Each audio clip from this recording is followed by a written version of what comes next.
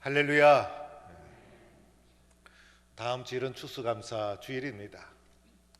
추수감사 주일은 1년 중에 우리 교회가 가장 축제적으로 드리는 예배라 할 수가 있습니다. 가을이 되면 열매를 거두고 가을이 되면 결과를 얻게 되는 계절인 것이죠.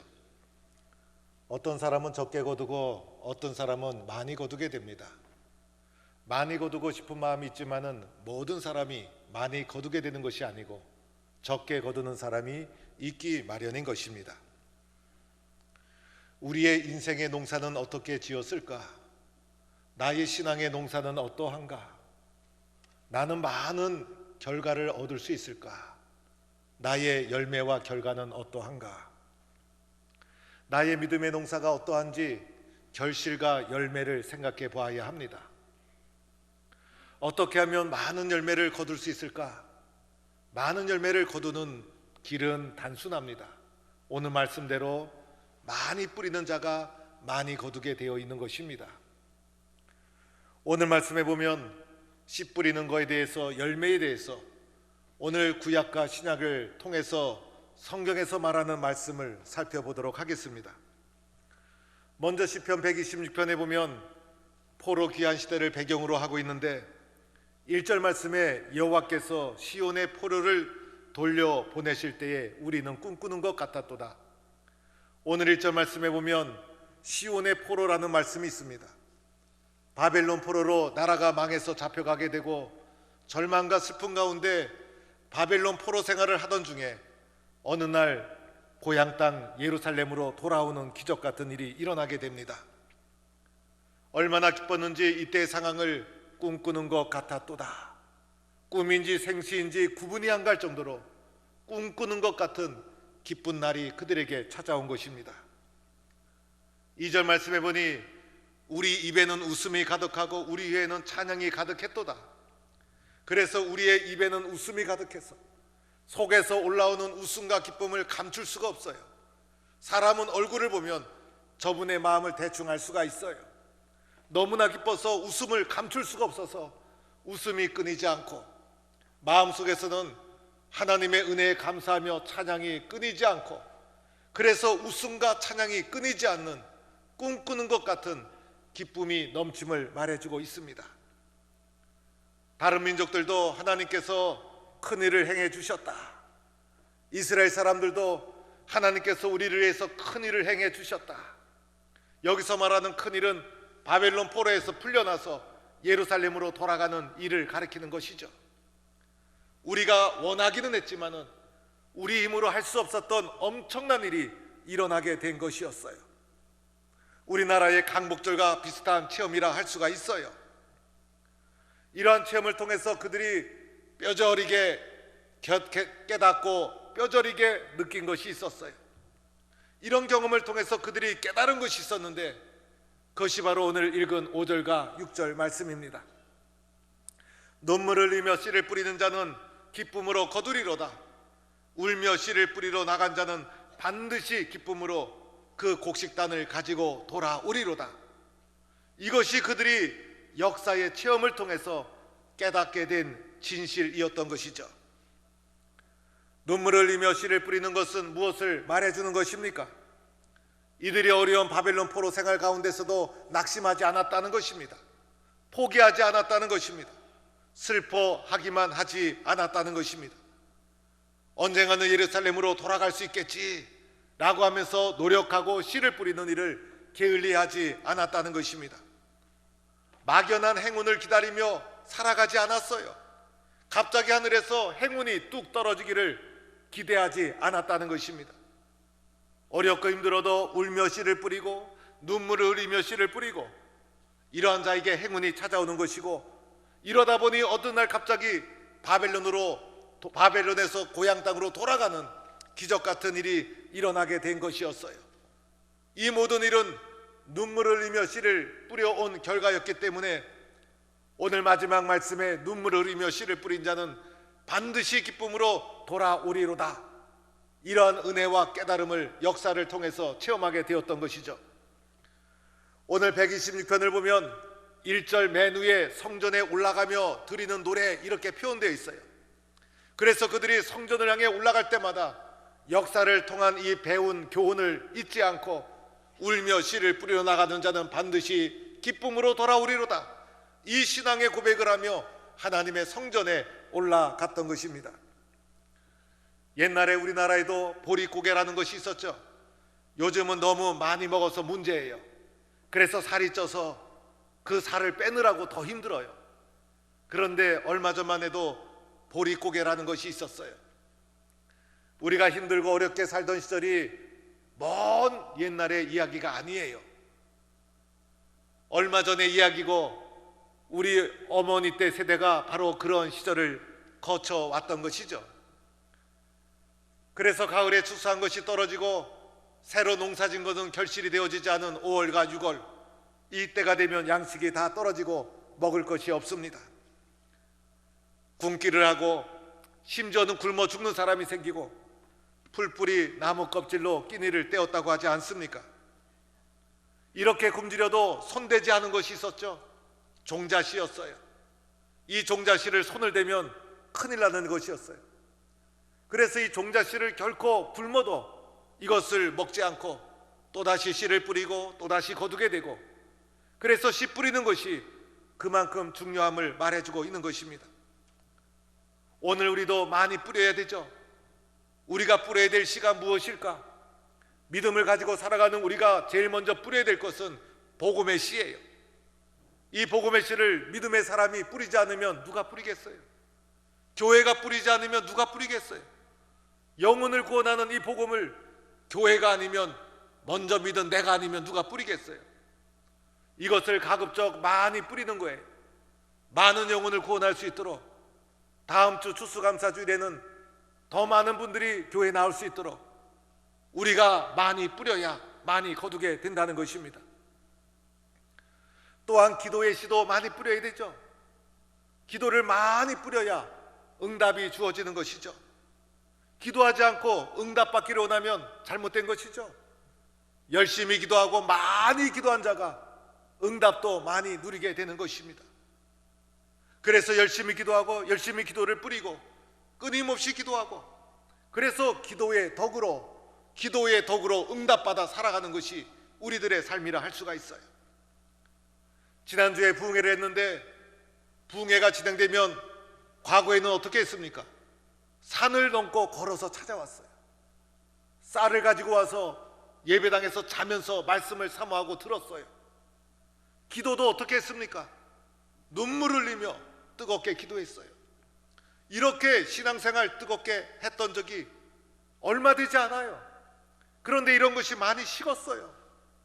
기도의 야성이 살아있었던 우리 한국교회와 동북교회, 눈물을 흘리며 기도했던, 기도를 많이 뿌렸던 교회, 그래서 그 기도의 덕으로 우리가 은혜 받고 살아가고 있는 거예요.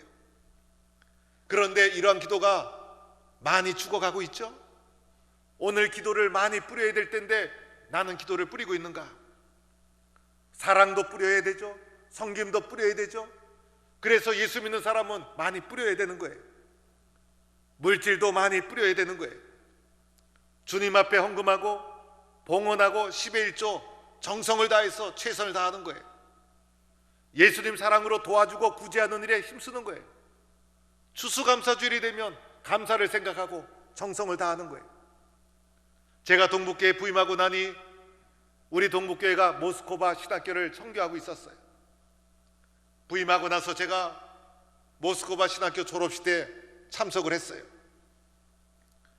그 당시 저희 교회가 도와주고 있었던 블라지르 목사님, 제가 가니까 얼마나 반가웠는지, 그 집에 가서 식사를 하면서 대화를 나누는 중에 이 목사님이 동북교회에 와서 한 달 정도 부목사처럼 목회 연습을 한다고 하면서 신방을 다니면서 목회 훈련을 받고 돌아가서 개척을 했던 목사님이세요.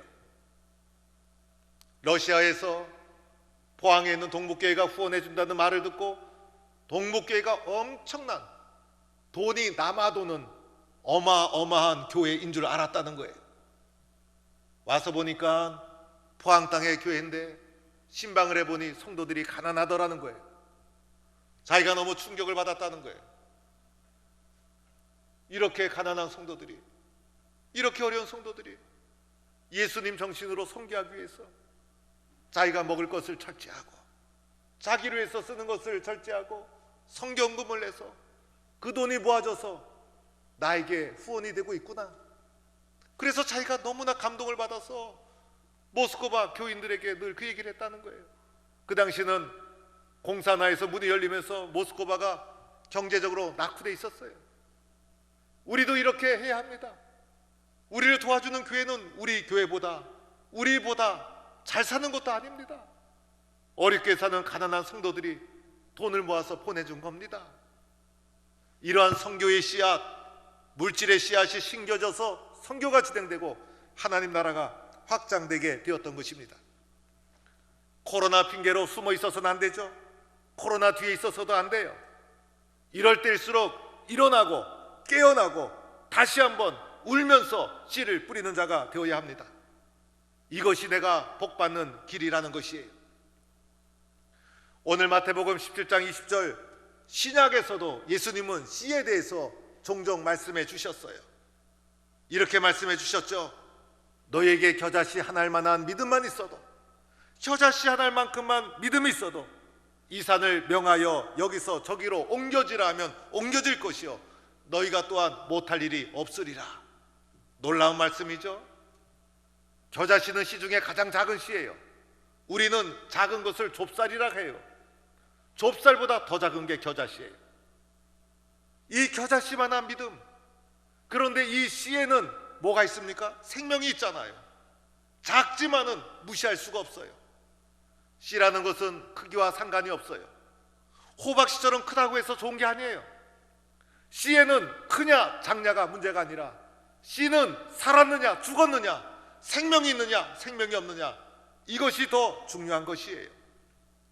이 씨를 믿음으로 적용을 해본다면 우리의 믿음 크다 작다 이것보다 더 중요한 게 있어요. 살아있느냐 죽어있느냐. 그래서 믿음도 살아있느냐 죽어있느냐 생명이 있느냐, 이것이 믿음 아닙니까? 그래서 믿음이 겨자씨처럼 작아도 그 안에 생명이 있다면 놀라운 역사가 일어나게 되는 거예요. 여러분, 내 믿음 커봤자 지금 죽어 있으면 무슨 소용이 있어요? 작지만은 작다고 약해지지 마세요. 살아있다면 역사가 일어나는 거예요. 생명이 있다면 놀라운 일이 일어나는 거예요. 이런 겨자씨 같은 믿음, 씨알과 같은 믿음이 뿌려질 때 놀라운 결과가 일어나게 되는 거예요. 우리가 복음을 받았잖아요. 이 복음을 받고 우리가 복음의 이름으로 섬기고 살아가는 것은 씨앗을 뿌리는 것과도 같아요. 씨앗을 받은 우리들, 씨앗을, 생명을 전달해 주는 거예요. 겨자씨 같은 믿음만 있으면 놀라운 역사가 일어나게 되는 거예요. 좋은 열매를 맺기 위해서 씨도 중요하지만은 밭도 중요해요. 그래서 성경에 보면 예수님이 밭에 대해서도 말씀해 주셨어요. 마태복음 13장에 씨 뿌리는 자의 비유를 통해서 길가, 돌밭, 가시떨기, 좋은 땅, 우리가 잘 아는 비유의 말씀이죠. 씨를 뿌리는데 길가에 떨어지더라는 것입니다. 이스라엘 백성의 농사법은요, 뿌린 다음에 흙을 이렇게 뒤엎는 그런 농사법이었어요. 우리나라보다도 훨씬 원시적이죠. 우리나라는요, 머리도 좋고 농사법도 개발되고, 우리나라 사람들은 농사도 밭농사, 논농사 얼마나 지혜롭게 잘하는지 몰라요. 우리나라처럼 이 농사 발전이 되어 있는 나라가 가보면 별로 없어요. 우리나라는 사계절이 되어서 농사도 한 번 져요. 열대지방에 가면 이모작 삼모작 하는데 그거는 저절로 되는 데예요. 우리나라는 어려운 기후 환경 속에서도 진짜 호미와 같은 것으로 좋은 땅을 일구어서 농사를 짓는, 논농사 밭농사를 잘 짓는 지혜로운 민족이 우리나라 민족이라 할 수가 있어요. 그런데 길가에 떨어지는 것이 있어요. 뿌렸는데 새들이 와서 먹어버려서 열매를 거둘 수가 없죠. 돌밭에 뿌려지면 흙이 얇아서 싹이 나는 척 하다가 말라버려서 열매가 없죠. 가시떨기에 떨어지면 올라가다가 가시떨기가 막아서 올라갈 수가 없죠. 자랄 수가 없죠. 그래서 열매가 맺혀지지 않아요. 도대체 씨는 어디에 뿌려져야 되는가? 좋은 땅에 뿌려져야 되죠. 좋은 땅에 뿌려져야 열매가 맺어지지 않겠습니까? 씨는 같아도 결과는 달라져요. 씨는 같아도 같은 씨가 뿌려져도 어느 밭이나에 따라서 결과가 달라지더라는 것입니다. 그렇죠, 여러분? 우리가 같은 말씀을 듣고 예배를 드려도 여러분의 마음의 밭에 따라서 은혜 받는 열매가 다 다른 거예요. 그래서 여기 계신 성도님들이 다 좋은 분인 줄로 믿지만은 그렇지가 않더라는 거예요. 때로는 길가가 있고 가시떨기가 있고 돌밭이 있을 수 있잖아요. 똑같은 말씀을 들어도 똑같은 씨앗을 받아도 밭이 다르면 결과가 달라지더라는 것입니다. 나의 마음은 어떤 밭일까? 나의 마음은 어떤 밭일까? 그런데 미안하게도 대부분 사람들의 밭이 돌밭, 길가, 가시떨기라는 거예요. 왜냐하면 인간의 본성이 그래요. 그래서 씨앗을 아무리 뿌려도 열매가 없는 이유는 마음의 밭에 문제가 있기 때문에 은혜를 받고도 금방 사라지고 은혜 받았다고 얼마 가지 못하고 열매도 맺지 못하고 세상과 타협하고 쓰러지고 넘어지고 그래서 대부분 사람들의 밭이 길가, 돌밭, 가시떨기라는 것입니다. 그래서 열매가 없는 거예요. 어떻게 하면 열매를 맺을 수 있을까? 내 마음의 밭을 좋은 땅으로 만들어야 되잖아요. 옥토로 만들어야 되잖아요. 그래서 때로는 잡초도 뽑고 때로는 말씀으로 땅을 기경하고 나무 뿌리도 뽑고 거름도 주고 옥토화 작업, 좋은 땅으로 만들어가는 작업, 영적으로 보면 말씀과 기도로 내 마음의 밭을 늘 새롭게 가꾸어 나가지 않으면 좋은 땅이 될 수가 없어요. 하나님의 은혜를 체험하지 않고는 자연 그 상태의 인간의 본성으로는 좋은 땅이 될 수가 없어요. 그래서 어떻게 됩니까? 말씀을 사모하는 마음을 가져야 되고 기도하는 마음을 가져야 되고 은혜를 사모하는 마음을 가져야 되고 그럴 때 내 마음이 좋은 땅이 되어서 옥토가 되어서 씨앗이 심겨질 때 열매를 맺을 수 있지 않겠어요?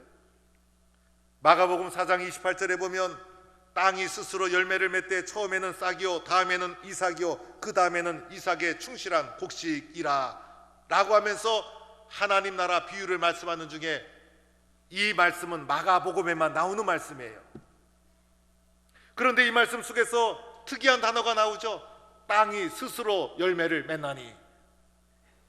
다른 복음서에서 나오지 않고 마가복음에서만 스스로 열매 맺는 땅의 비유가 나오고 있어요.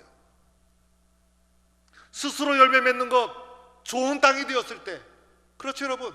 씨앗이 뿌려지고 좋은 마음의 땅이 되었을 때 이 땅에도 흙에도 생명이 있어서 싹이 나고 이삭이 나고 줄기가 나고 스스로 자라 열매를 맺게 되어서 마침내 좋은 땅에 심겨진 것이 30배, 60배, 100배의 결실을 이루게 되는 것입니다. 이렇게 좋은 마음의 밭을 일구어서 많은 열매를 맺는 성도가 되기를 축원합니다. 마태복음 13장에는 가라지 비유도 나와요. 좋은 땅에 좋은 씨를 심겼어요. 좋은 싹만 나와야 되는데 보니까 가라지가 있더라는 거예요. 누가 심었을까? 원수가 심었을까? 그래서 종들이 와서 주인이여 가라지를 뽑아버리겠습니다. 우리 같아도 가라지 보이면 뽑고 싶잖아요. 그런데 주인이 하시는 말씀이 가만두라, 가만두라. 가만두라는 이유를 이해할 수가 없어요. 그런데 이렇게 말씀해 주세요. 가라지를 뽑다가 곡식까지 뽑을까 염려하노라. 알고 보니 주인님께서 곡식에 대한 사랑 때문에 곡식이 다칠까봐 그래서 초기에는 가라지나 곡식이나 구분이 가지 않아요. 뽑다 보면 뿌리가 연결되어 있어서 곡식도 상할 수가 있어요. 그래서 가라지를 허용하는 것이 아니라 곡식에 대한 사랑 때문에 참아라. 추수 때까지 참아라. 추수 때가 되면 자연스럽게 곡식과 가라지가 갈라질 것이고 가라지는 거두어서 불에 살르고 곡식은 거두어서 천국 하늘 창고에 거두어 드리게 되느니라.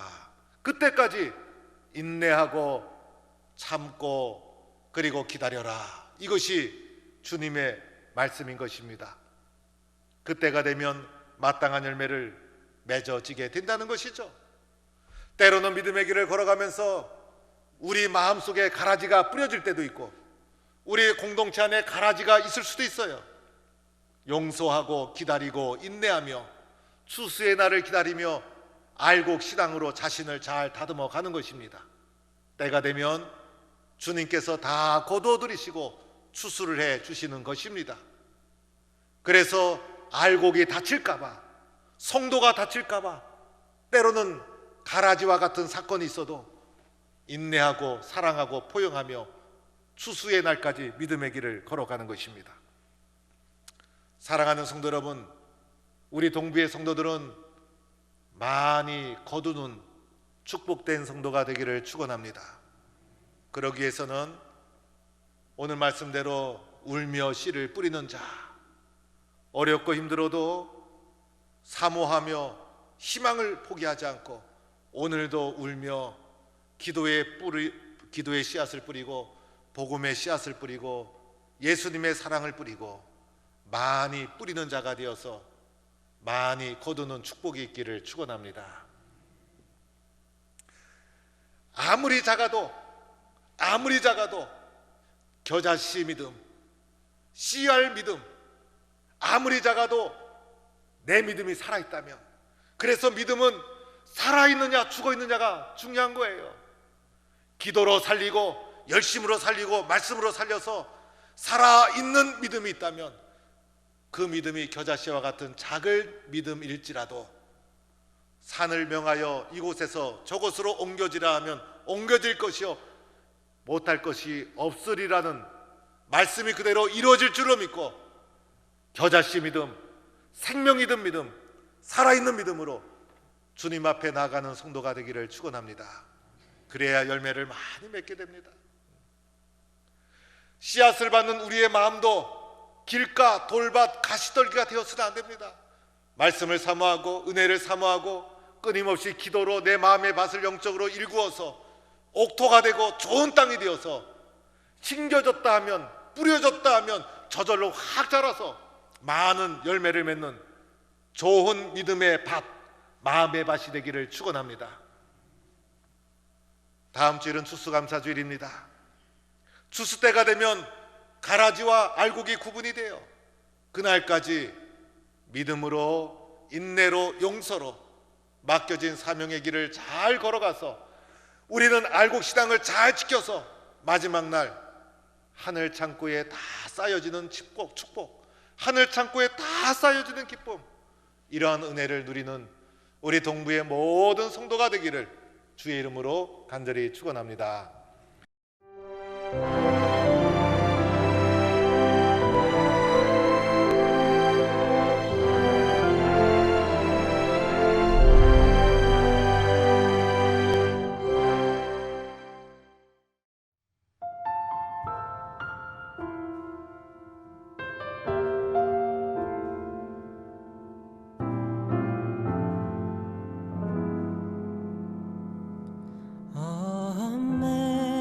Amazing grace, how sweet the sound that saved a wretch like me.